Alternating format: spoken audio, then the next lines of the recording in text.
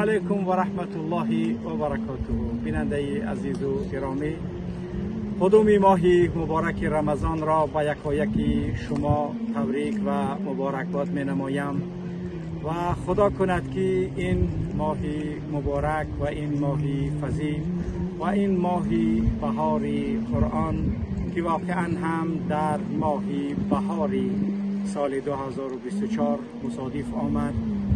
الله سبحانه و تعالی این ماه مبارک را خیلی فضیل و با فضیلت گردانیده است، چون که در این ماه نزول قرآن برای امت اسلام تا روز قیامت این سخنهایی که در آن قلبهای مرده را زنده می‌گرداند. قرآنی که در ماه مبارک رمضان نازل شد کاملا رحمت و کاملا برای مؤمنان و برای آنانی که فضیلت و بزرگی این کتاب را میفهمند و تشخیص میکنند، واقعا هم تمام حیات و زندگی خود را در این کتاب جاودانه میتوانند پیدا نمایند. ماه مبارک رمضان ماه است که در آن شیطانها با زنجیرها بسته می شوند. ماه مبارک رمضان ماه است که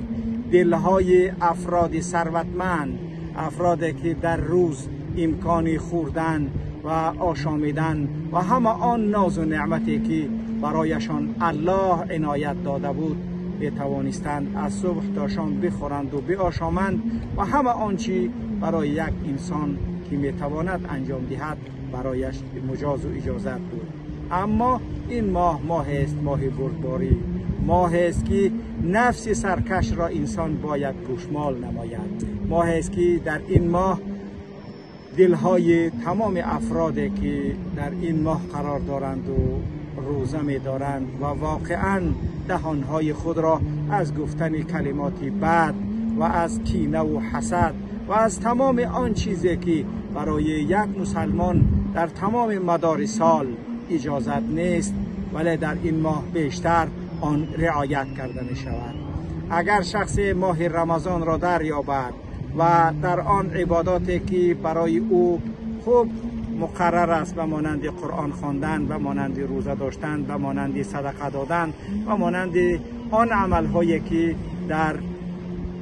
نامه اعمال هر یک انسان ثبت می‌گردد، فضیلتش خیلی بیشمار است. از الله سبحانه و تعالی تمنا و آرزو می‌نمایم که این ماه مبارک رمضان را برای افرادی که آنها امکان روزه داشتن دارند، تمام آن چیزی که باید یک مسلمان در طول سال باشد درس و عبرت خوب بگیرند و تمام آینده سال را با چنین اخلاق رمضانی باید سپری نمایند.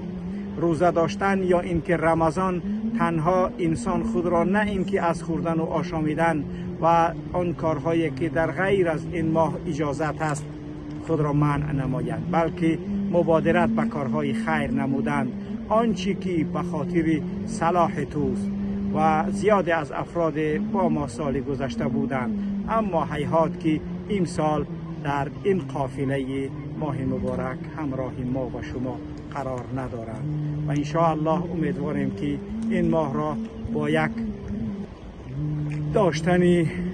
معنویات کامل و زیبای با هم سپری می نماییم و انشاءالله کوشش می نماییم در این ماه مبارک رمضان در شبکه اصلاح برنامه هایی که برای تقویت فکری و معنویات پرقناوت ملت و مردم عزیز تاجیکستان کار توانیم انجام دادن تا اینکه بتوانند آگاهی های خود را از این شبکه ما نیز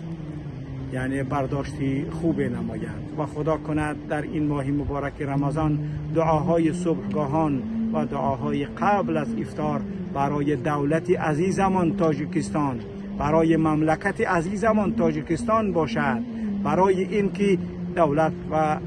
کشور خود را باز هم بسازیم، اما با آن ساختنی که در آن تمام اقوام و ملل چنانه که رحمانوف میگوید دولت همه شمول باشد. همه شمول به معنای که دیگر هیچ قائمه سیاه این ملت و این مردم را در خود نداشته باشد. تاجیک را نه به تروریست، تاجیک را نه به آدمکش، تاجیک را نه به اکستریمیست نباید جدا کرد. و اگر ما و شما این موانعی که در سر راه شکوفایی این ملت و وطن گذاشته است شخص با نام رحمانوف، انشاءالله که این وطن و این دولت خود را میتوانیم و بلندترین قله هایی که باید ما و شما آن را برسانیم و نامی دولت خود را، پرچمی تاجیکستان را در تمام اکنار و اقطاف عالم باید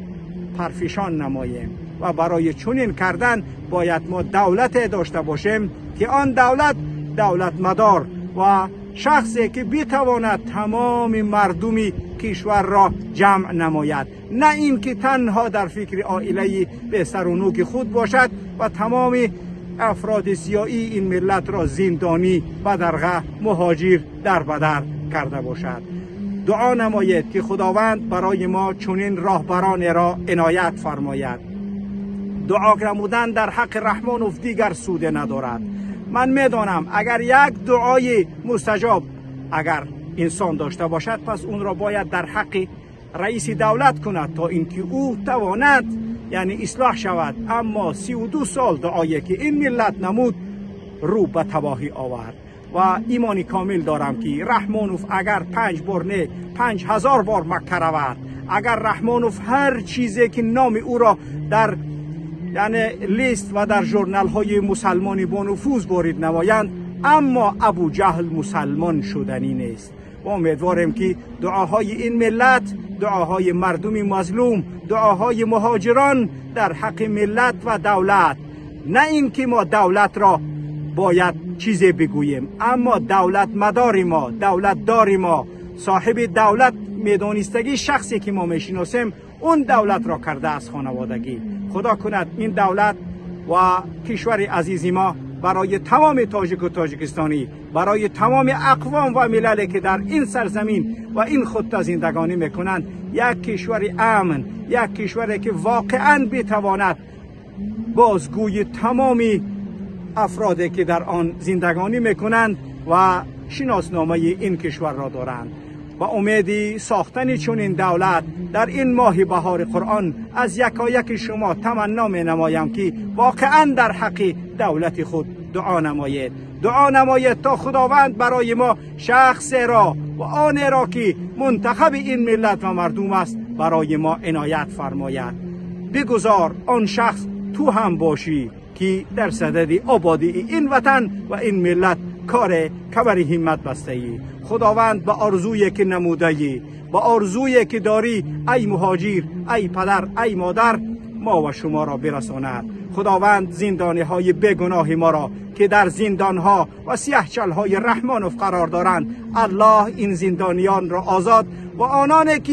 این افراد بیگناه را زندانی نمودند جایگزینی این افراد بیگناه نماید. دعاهای خیر و خوب خود را در حق ملت، در حق مردم، در حق دولت، در حق بیگناهان زندانی از یاد نبرید، چون که هر چی دعا نمودید امیدی کامل دارم که آن برمیگردد به خود ما و شما. دعای صالح در حق خواهر و برادرت نمودی، اون دعا برمیگردد به خودت. اگر دعای نماییم که آن برای صلاح امت و ملت باشد، پس آن را هرگز دریغ ندارید. ما وقت‌های اجابت دعا داریم، صبحگاهان قبل از دمیدن آفتاب یا اینکه قبل از طلوع فجر و دیگر در هنگام افطاری که هر روز روزه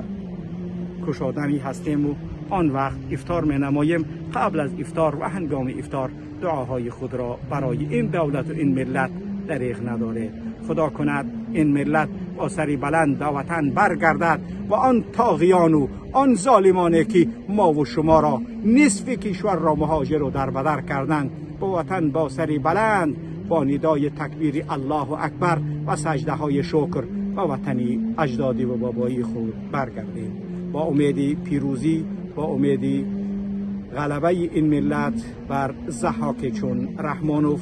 رمضانتان مبارک باد و در حق مبارزان دعاهای خیر خود را نماید تا اینکه از این راهی که اختیار نموده اند و پر از خطر است الله در حفظ و حمایت خود نگاهمان دارد و امید پیروزی تا دیدار در